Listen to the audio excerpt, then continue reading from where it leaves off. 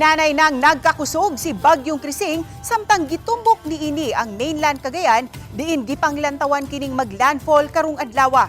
Matud sa Pag-asa, gikan sa tropical depression category, karon nahimo na kining usa ka tropical storm. Katapusang nasikpatan ang tropical storm Krising mga 195 kilometers sa silangang bahin sa Tugigaraw City, Cagayan ug nagsubay sa west-northwestward nga direksyon.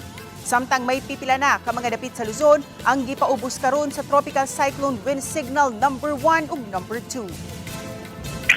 Compare kahapon sa atong forecast is mas ni paspas siya o mis na sayo ang kanyang possibility na landfalling karong hapon or sa gabi.